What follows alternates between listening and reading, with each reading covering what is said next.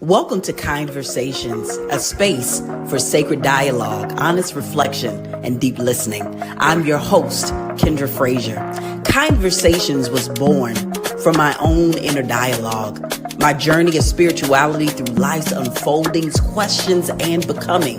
Along the way, I discovered something essential, that transformation often happens, not in isolation, but in conversation. In this podcast, I sit with people from diverse faith traditions, spiritual paths, and lived experiences to explore one central question. What does devotion mean to you? And how does your relationship to the sacred shape your life? My hope is that each conversation becomes a light post for those who feel challenged, disconnected, or searching for belonging. And that through our shared reflection, you might find courage, clarity, and deeper connection to yourself. Wherever you are on your journey, you are welcome here.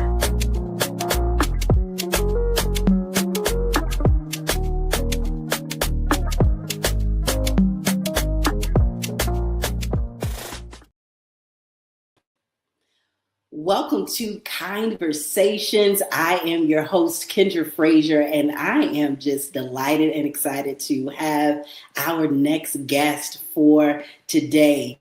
Erkam Adiguzel is a software QA engineer and holds a bachelor degree in theology from Turkey, where he studied Islam and comparative religion. He is a board member of the Mecklenburg Metropolitan Interfaith Network and active volunteer with Mosaic of Charlotte, focusing on interfaith dialogue, community building, and spiritual outreach. Please help me welcome my next guest, Erkam. Hello. Hello, Erkam. Thank you so much for saying yes to this conversation. I am thrilled to get an opportunity to talk to you. How are you doing today? I'm good. After watching that intro, how can I be bad? And I love that you put people's own face smiling and you are helping with them with the spiritual journey. I'm so happy to see that and happy to be a part of that journey. Thank you so much, Erkam. I got a chance to learn some new things about you just reading your bio. I had no idea that you had degrees in theology and comparative religion. Yes, sometimes I forget that too. And because is rashness and all the crazy things around the world, around the life. I have two boys. One of them is 3 years old. Another one is 1 years old. And that's why sometimes I forgot to what am I like as a professional level, experience level. Sometimes I say I'm only that, only that, and this is my full-time job. I'm happy to be that. I'm glad the God gave me them. Uh, but yes, this is my experience. I love to learn about different religion and see their experience and surprise how can be same as practice level or mm, any perspective level. And I believe that 95% is almost same, not the similar same. We go to masjid, we call mosque Friday, Christian goes Sunday, Yeah. or Jews goes Saturday. We just share different days, that's all. And how we practice daily prayer or monthly or yearly. But the background, the originality is almost same.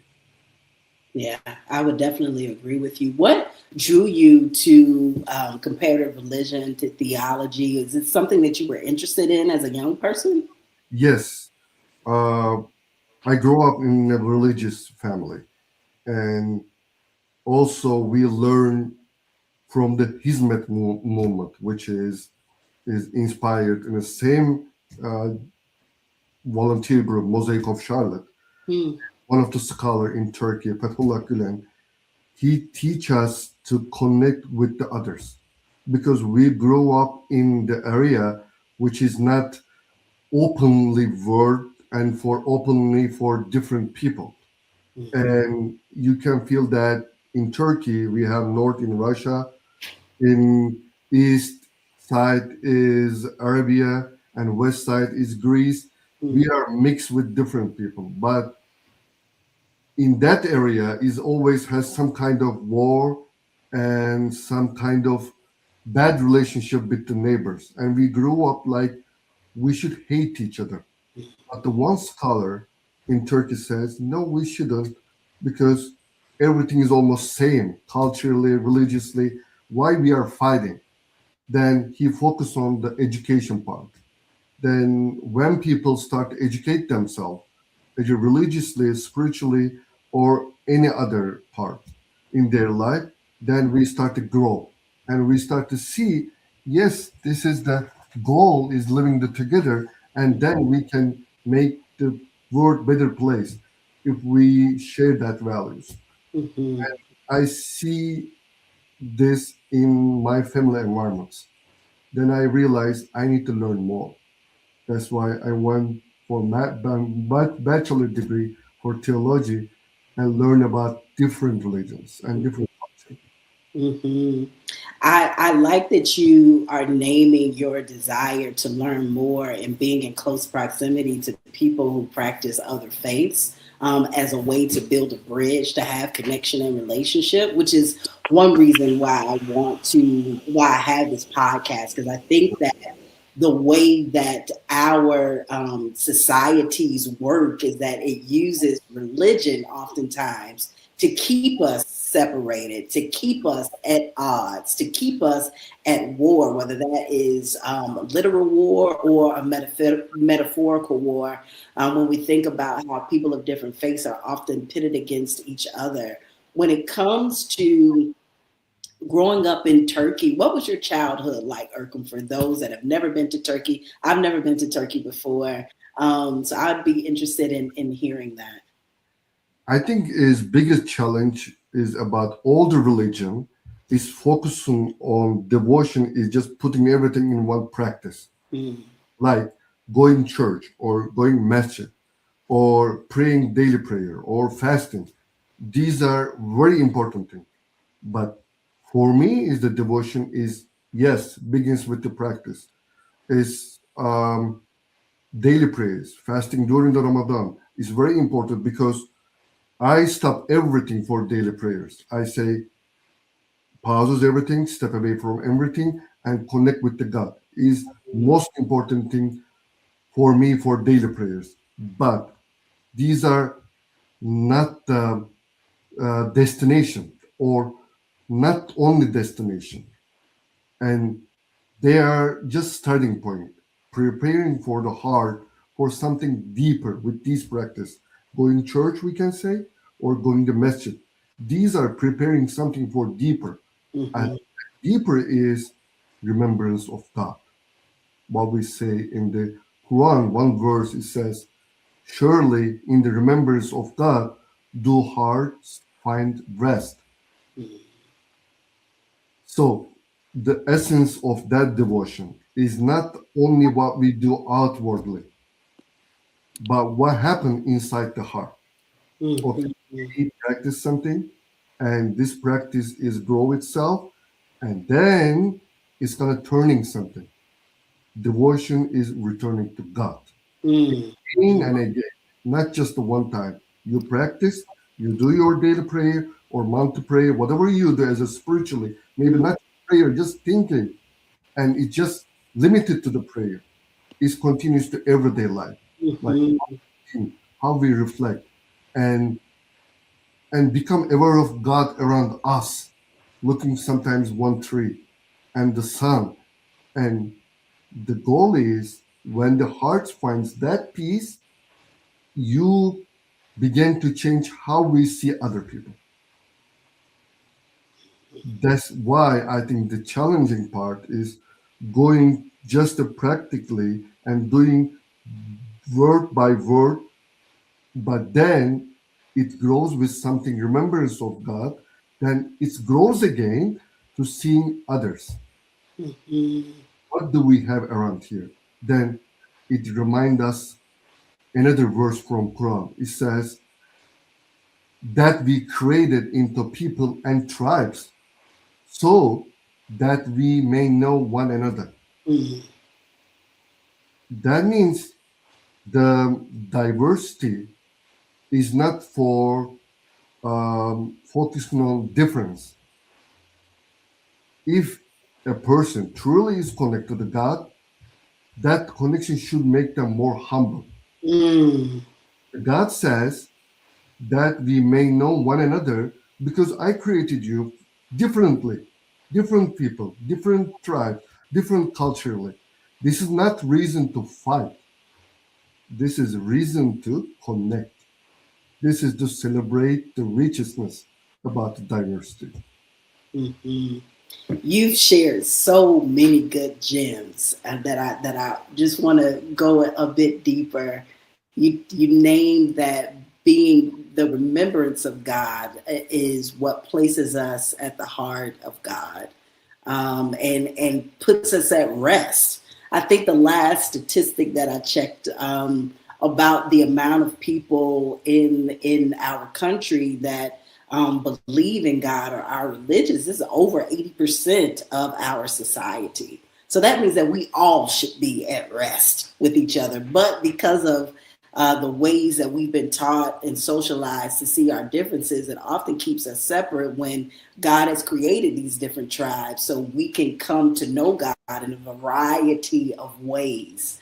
When it comes to your understanding of God, how do you see God, Erkam?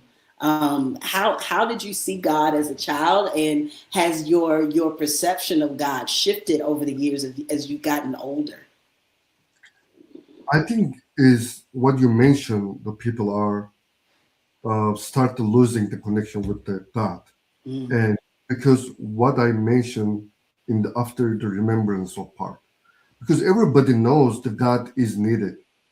We have to connect somehow with bigger power than us.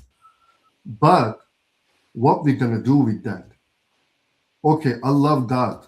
I go to masjid or I go to church, I go to synagogue, and okay, I put the heart and I feel that in my heart. But what I'm gonna do with that? Mm. And how I'm gonna use that to make people more connected and with love and hope. I think once we begin to see differently after the remembrance, devotion needs to be turned to responsibilities. Mm. And one narration from the Prophet Muhammad, peace be upon him, he said, is very important for me for my life. He says, if the day of judgment comes, while one of you has a seedling in his hand, let him plant it. Mm. What does that mean? This shows that devotion is not passive, even in uncertainty, even in very bad times. You have your job and you are not responsible from the result. You are responsible your action because you already do your practice. You connect spiritually as a child or as a grown up. Then it has to lead us to you somewhere else. And this is responsibility and Mm. hope. And because you're going to feel responsible. Yes, I feel that, but how can I share that? And how can I share this hope with the other people? That's important part for me. And that's why when the uncertainty happens, or any politic or anything is happening, or family reason, you can name it hundreds of bad things is happening around the world. But even on that time, this is not my job to focus on it. My responsibility, if I have seedling in my hand, I need to plant it. I don't have to know what's going to be the produce from that tree. Mm. Maybe this produce is I'm not going to see my child. They're going to see that produce, but I'm the one who put that seeding even in uncertainty. Mm. I really appreciate your naming that devotion should move us beyond our individual spiritual practices into being responsible for those that we share and to those that we share community with. How devotion is not simply about our direct connection to God, but how what is the overflow of our connection to God and how it serves a larger community, how it serves humanity, which I think is really important. It's often I think my pause when I think about my Christian tradition and how I grew up, when devotion is very much a singular relationship with God, and not enough focus on how that relationship with God should inform how we show up in humility and connect with other people who look different, think different, and are different from us, even those that are in the same religious group that we're in. Because no, I don't think any religion, in terms of how we practice, is monolithic. So thank you for naming that, Erkam. When it comes to the misconceptions that people have about Islam, I know as a young person, and I'm thinking 8, 9, my introduction to Islam was watching the news and being exposed to Islamic extremists, and how oftentimes the older adults, that would be their picture of what Islam is. And as I've gotten older, certainly my perception of Islam has shifted. What are some of the misconceptions that you think people have about Islam, and how do you speak to those things to invite a new conversation for those that may be thinking like some of my elders were thinking 20 years ago, where that was their first impression of what Islam was? I think his first ask is gonna be, don't watch the news and don't try to learn the religion from the news, and make some connection with the real person who is from that religion. It can be Islam, it can be Jews, and it can be Christian, you name it. But instead of getting that all the information from some money related news, just go and find some place to connect with them. I Mm-hmm. think, but of course, not every person has that ability. I think this is our goal, to create that space that Mm-hmm. people can share their experience and show them, hey, I am like person like you. Mm-hmm. There is one statistic in the United States. I heard that when I shot, and they asked the Americans, and you want to leave one Muslim as a neighbor? The 95% says no. And then they ask same question to who has experienced Muslim neighbor. Mm-hmm. They say, you would like to have another Muslim neighbor? 95% says yes. That means when the people experience the people, and when they start to building bridges and just put the first steps on the road, they say, hey, this is not what I heard. This is not what I read on the paper. This is the people. We are so similar.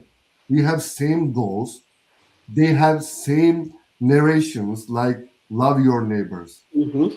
and support your community and help the elders, respectful the elders, protect the child. And these are the core values on all the religions. Of course, there is always people, they're gonna use all kind of religion differently, because they're some bad goals, like the politically, or you name it, money wise, economically. Mm-hmm.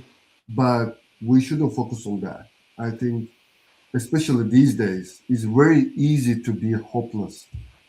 If we focus on that one, we're gonna lose our responsibility, which is gonna lead us and some kind of law we're gonna build around us.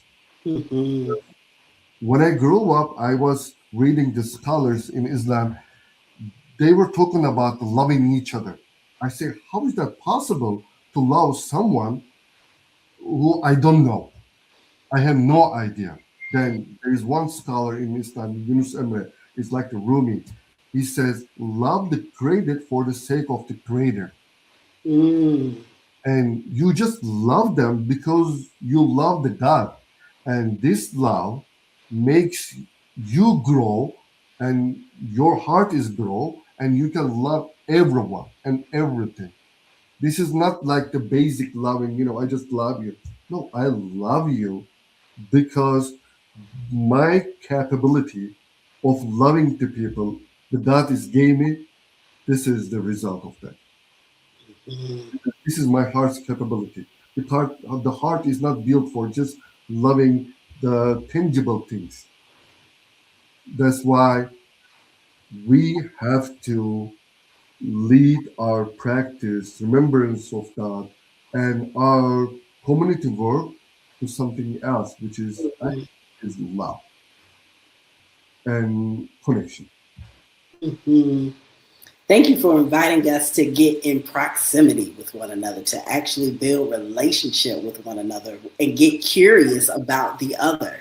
I think that it's so easy to live in our own bubbles and make assumptions about who people are based on other people's interpretation of them without any investigation in terms of doing our own work to build relationships with people who are different from us, which I think is so important. We have to be in close proximity. That's how we disrupt the assumptions and the propaganda that we're often fed from our news cycles to put us in closer relationships. So, and that requires a level of intentionality. Which is one reason why I think we both serve on the board of MeckMin, because we're both interested in bridging the gaps that are in our world, particularly here in Charlotte, that keep us separate and wanting to build greater connection. Because, like you said, I believe most faiths have love as a foundational practice. For you, Erkam, when it comes to your connection with Allah, how would you describe your relationship with God? For me, my relationship with God is one of a lot of tenderness and gentle and sometimes very firm and hard redirection when I'm not remembering God in the ways that can settle my spirit when I'm in the midst of challenging times. I would describe my relationship with God as one that has certainly evolved throughout the years, because I was given this perception of God that was very, God was a God of punishment. God was a God of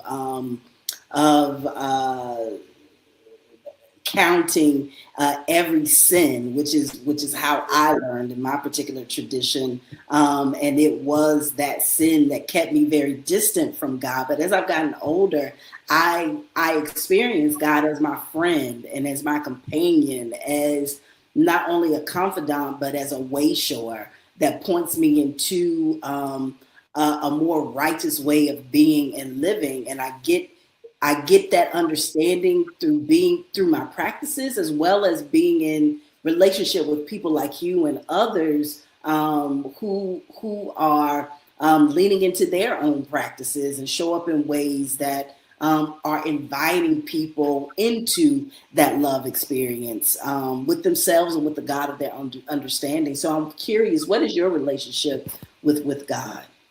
I think I'm gonna be honest. Is my relationship with the God is I'm able to return in any time.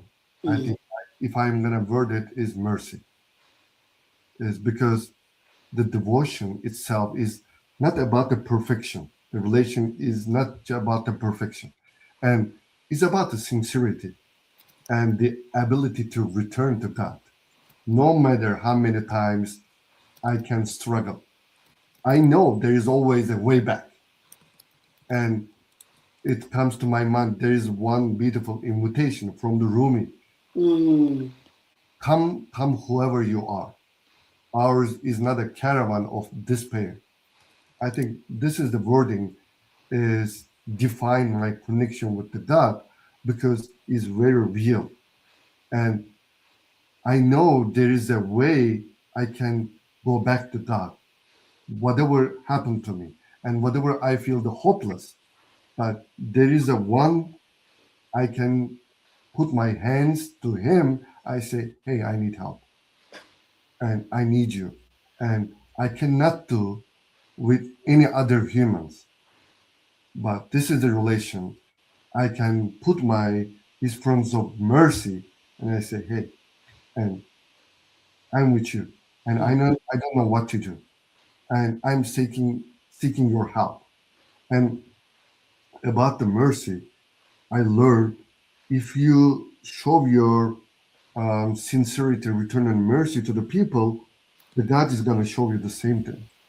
And I experienced that in different volunteer opportunities I would like to share with you. Yes. I am volunteer. I go weekly, every week, prison as a volunteer to support inmates spiritually. And in the prisons, if you know, there is different um, religions groups, and they can support their inmates from that religion. And before we go one of the prison, they had nobody from the Islam, from Islamic tradition.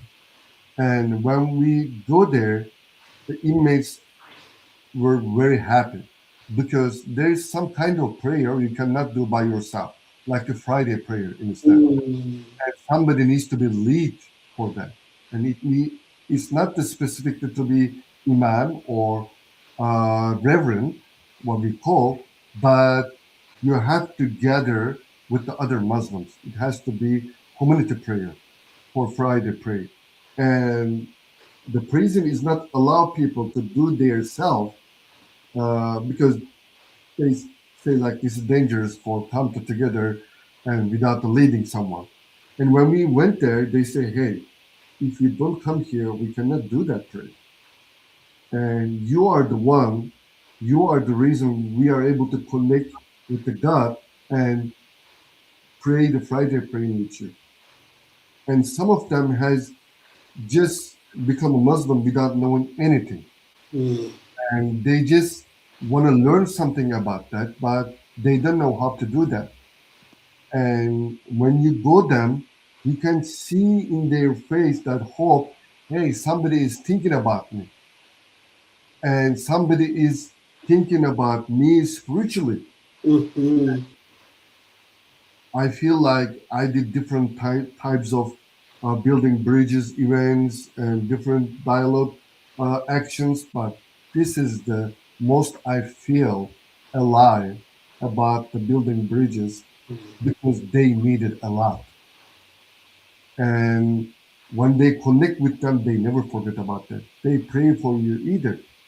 And we always shocked in every day how that question can be very surprised. Because in during the Eid celebration, we went them and we bring that some food for celebration. And they never eat last 10 years maybe from outside of any food. Mm-hmm. For us is very easy things, but for them, someone is bringing the food for them and celebrating their religious traditions. They are most happy people in that jail. Mm-hmm. That's why, for me, is the God's mercy in that moments and reminding the people we still dignity and the God's mercy is still open to them, no matter what you do. Because there is no guarantee I can be there and we can replace each other. There is no guarantee, especially in these days. And most of the inmates, by the way, they are not able to pay their money and they have to spend time in jail. Mm-hmm. That's the judgment they are getting. Mm-hmm. No, thank you for sharing your work with people who are currently incarcerated, and I appreciate you naming that God's mercy is available to everybody, regardless of what they do, regardless of what we do, regardless of what judgments people have about you. That God is still available to you, and I also appreciate you naming how devotion isn't about perfection, is about our sincerity. And I love how your sincerity shows up with preparing food and sharing a meal with the folks that you are going to serve who are incarcerated.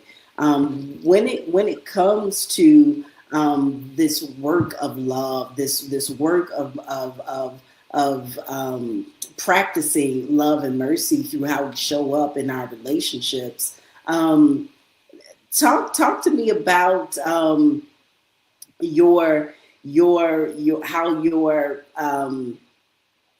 how your connection to people has broadened even more as you transition from Turkey here to the United States, to Charlotte, North Carolina. Have you been in Charlotte for the past 10 years, or did you move to somewhere else?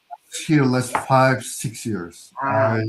I come from the Virginia before the Jersey, and all the Turkish people comes from first Jersey because it's like the hub for all the Turkish people, and about 1 million Turkish live there, and that's why we always went there first and experienced the American life. Then we found our profession and move in other state if we can. And for Turkish people, especially for from the Mosaic of Charlotte, from the Hizmet movement people, they're here and they know why they are here. And Mm, they know they are here because of God's plan. And if somebody asked me before the 10 years ago or 15 years ago, what you're gonna do in 20 years, I think it wasn't my any of the list. I'm gonna move another country and talk about building bridges with the Kindra. And I'm happy to God made this. mm, But we realize that the God is take us from the Turkey and put in Charlotte. wow. That means we have some responsibilities here. When I come to Charlotte here, and the first thing first, I search in the Google who is doing interfaith Mm, dialogue because I want to do that, but I'm not the one who is thinking the first interfaith dialogue. There is tons of good people from the different villages has taught already, which is I found a MeckMin after I search from the Google. And then I attend the open tables. I start to talk with people. And then I realize how perfect that communication mm, between people. And there is already some place for us to share with our perspective of relationship and interfaith dialogue. mm, mm, That's why our community is eager to work with other people. And we always try to find some volunteer options like um, for helping the elders or homelessness and whoever is need help from us. And if we can be part of it, we are very happy about that. We are not huge, we are not that powerful, but we just aware our responsibility. mm. As I mentioned in the beginning, we are not responsible about the result. We don't have any agenda. Good.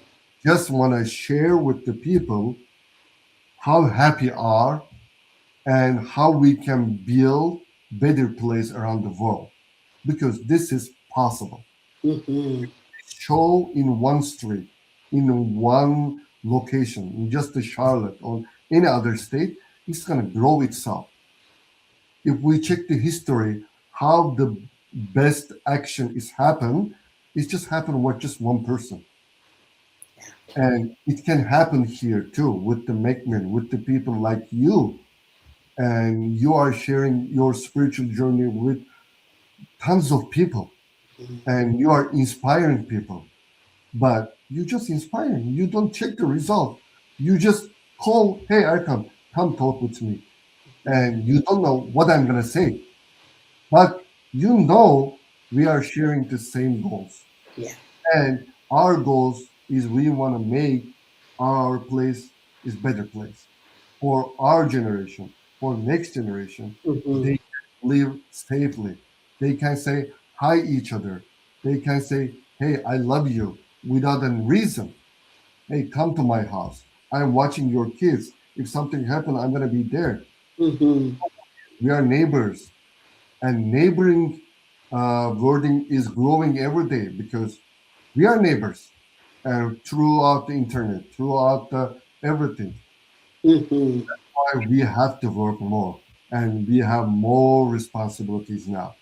We are not responsible for our street. We are Yeah. responsible for very big places, and uh, this board is growing every day because we have able to reach them through Hmm. YouTube or any other actions. Hmm. Absolutely. I agree with you wholeheartedly, Erkam, and I appreciate the work of Mosaic of Charlotte. You all do some amazing work in the community. And this invitation that you continue to go back to, that our devotional practices aren't just for us. They are to inspire, support, serve the larger community, that we have a responsibility. Um, just being manifestations of God, we have a responsibility to support others, and I really value that.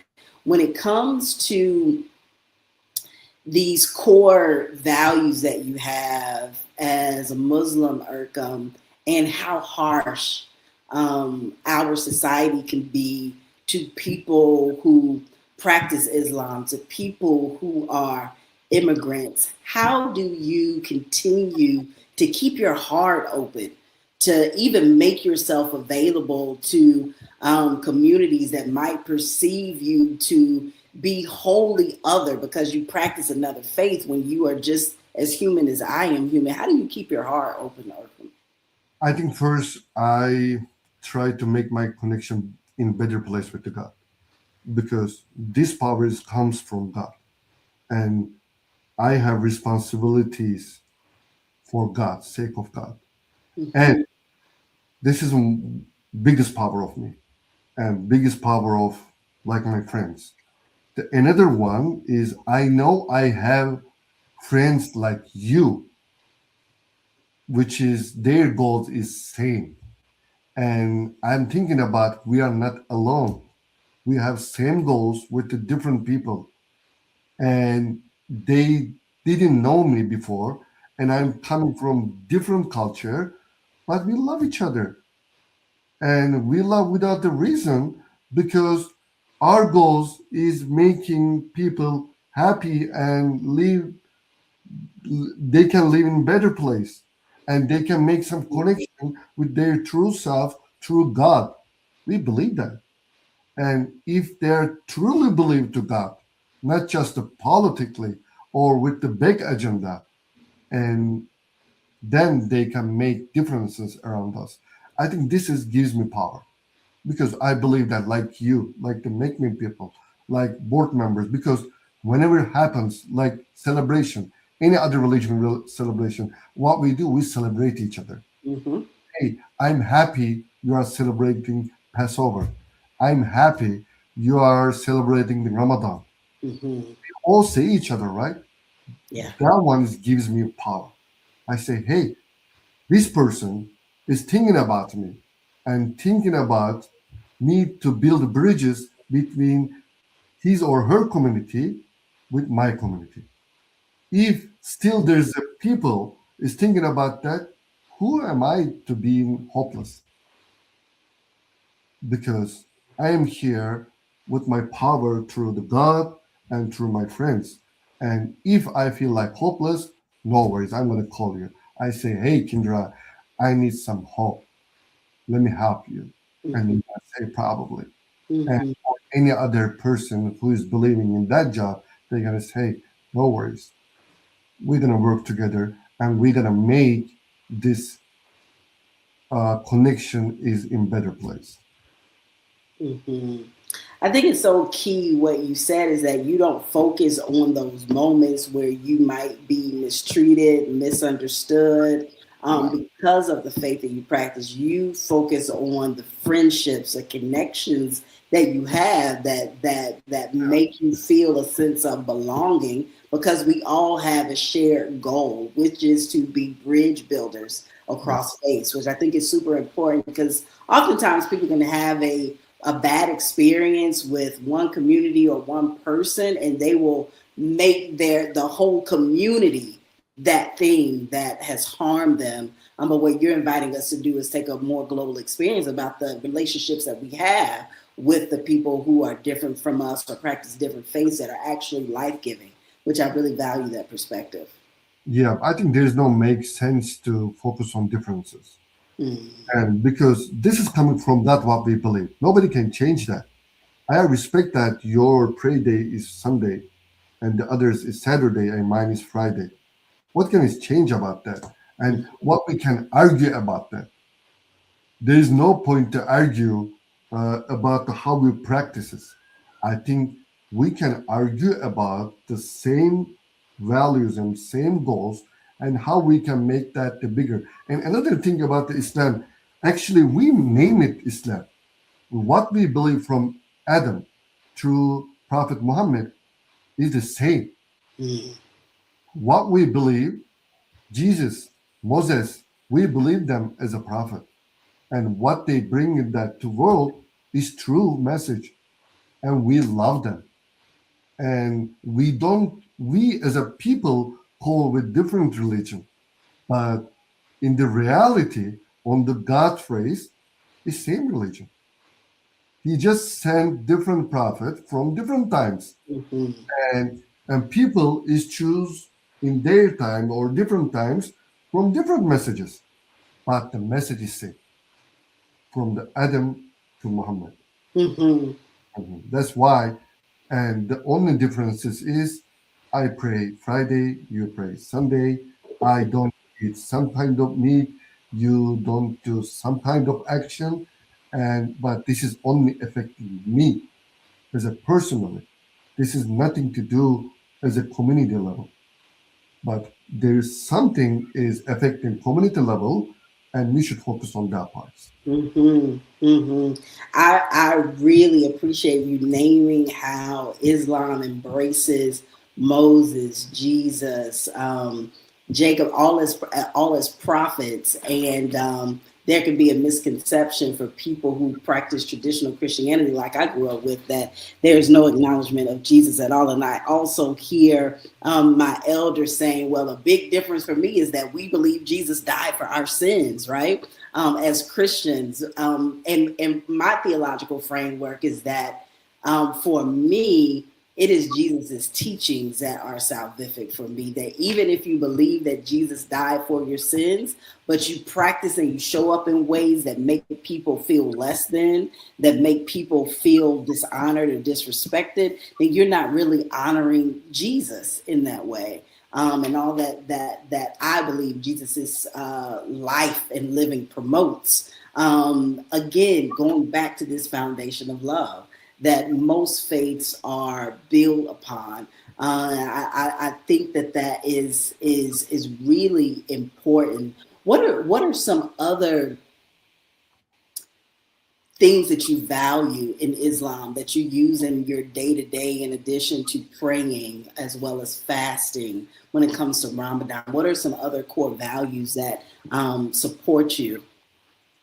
I think is in Islam is takes that all responsibilities from your daily actions, from monthly or yearly, is divided based on God's sake. Everything is in the end of the day is you have to build around your prayer. What I love about Islam, because we are praying 5 times a day. That means every 3 hours or 4 hours, I have to connect with the God. This is for daily. Mm-hmm. And this is my reservation. This is my appointment with the God. And I can connect with them and talk about what happened in my life, what is happening. This is, I love that about Islam. Mm-hmm. Let's think about what we work in the workspace as your manager or CEO. If you want to get any appointment, it's very hard to get that. But the God is give you 5 times a day. Mm-hmm. And use that, whatever you name it. Ask whatever you name it. And this is one thing you can build on your life. And then, like the fasting during the Ramadan, we don't eat and drink anything for whole month from sunset to sunrise. Mm-hmm. And why we don't do that? Because just for sake of God. And I have food in front of me, but I stop myself. and I say, oh God, I am doing that because you just asked me about that. If I can do that, and if I gain that muscle, I can use that muscle to stop myself from other sinful actions. And what I did here, I take that practice and put these to throughout my life. Mm-hmm. And this is not just for limited for praying and fasting. One of the things, if you want to become a Muslim, there is some belief system you have to believe. One of them is you have to believe the prophets before the Muhammad, peace be upon him. This is not conditionally. You have to believe Jesus. You have to believe Moses. And we have whole chapter is talking about the Mary. Whole chapter is how did Jesus come to that world?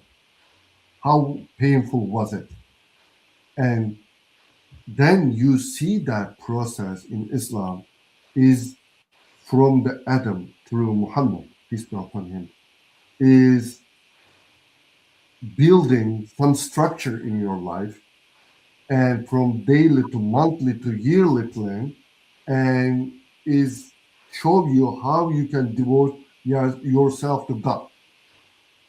And the goal is don't make that differences between God and no God. Like, you know, is this is my personal life, this is my spiritual life. No, I don't believe that personally. The God is everywhere in Mm-hmm. action.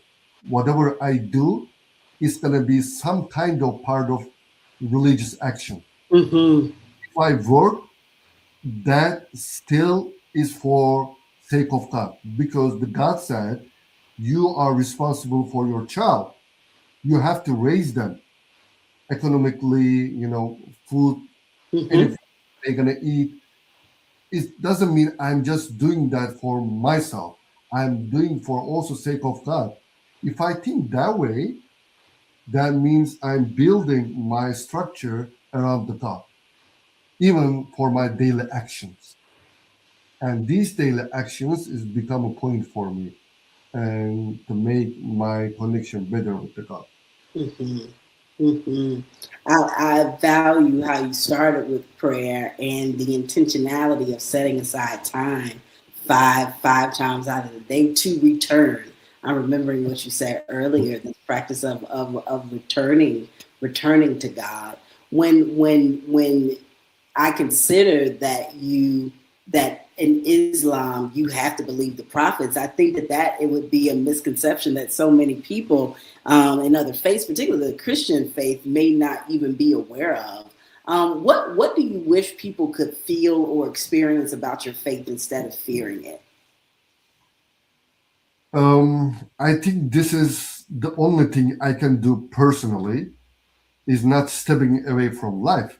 Mm, It is about being fully present in it and with my personal connection with the God.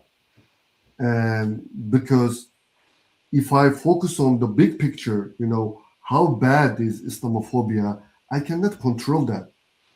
But I can control how I can be the present in this life. Then people experience me, then they can say, hey, who are you and why you are like that? Then I can reply them back.